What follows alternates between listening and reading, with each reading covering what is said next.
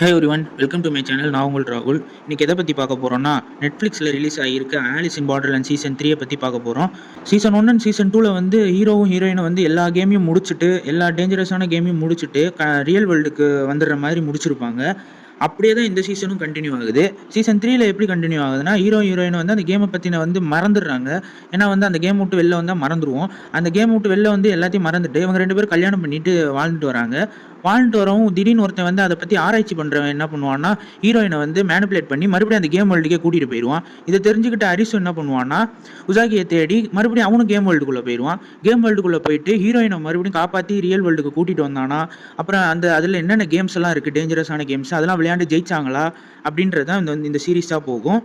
இந்த சீசன் 3ல் இருக்க கேம்ஸ்லாம் வந்து அவ்வளோ சூப்பராக இருந்துச்சு. எனக்கெல்லாம் வந்து படப்படனே வச்சுருந்தாங்கன்னு சொல்லலாம். எல்லாமே வந்து அருமையாக இருந்துச்சு. விஎஃப்எக்ஸ்லேருந்து சிஜி ஒர்க்லேருந்து மியூசிக்லேருந்து எல்லாமே வந்து சூப்பராக இருந்துச்சு. அந்த ஹீரோயின் அந்த மெட்ரோ சீன் ஒரு சீன் வரும். மெட்ரோ சீன் அவ்வளோ சூப்பராக இருந்துச்சு. அதுக்கப்புறம் அந்த ஜாம்பி சீனு, ஜாம்பியோட கேமு, அதுக்கப்புறமேட்டு அந்த அம்புகள்லாம் மேலேருந்து வர்றது, அந்த மாதிரி ஒரு சில கேம்லாம் வந்து அவ்வளோ டெக்னிக்கலாகவும் சரி, அவ்வளோ எஃபர்ட் போட்டு அந்த இதெல்லாம் எடுத்திருக்காங்க. அவ்வளோ சூப்பராக இருந்துச்சு. அதே மாதிரி வந்து போஸ்ட் கிரெடிட், அதாவது எண்டு கார்டில் வந்து ஜோக்கர் ரிவீல் பண்ணுவாங்க. அது வந்து சர்ப்ரைஸாக இருந்துச்சு. அவர் பேசுகிறது டைலாக்காக இருக்கட்டும், அதெல்லாம் வந்து அவ்வளோ சூப்பராக எழுதியிருந்தாங்க.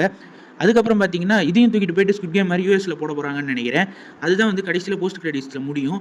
அதுதான் என்ன பண்ணுறதுன்னு தெரியல. இதில் மைனஸ்ன்னு பார்த்தீங்கன்னா வந்து சீசன் 1 சீசன் 2ல் பார்த்த ஒரு சில கேரக்டர்ஸ் வந்து இதில் இருக்க மாட்டாங்க.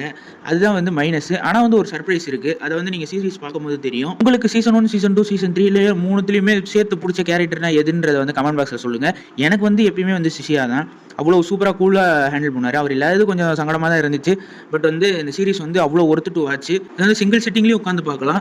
ஏன்னா மொத்தமாகவே 6 எபிசோட்ஸ் தான் இருக்குது. இந்த ரிவ்யூ பிடிச்சிருந்துச்சுன்னா மறக்காமல் சப்ஸ்கிரைப் பண்ணுங்கள், ஷேர் பண்ணுங்கள்.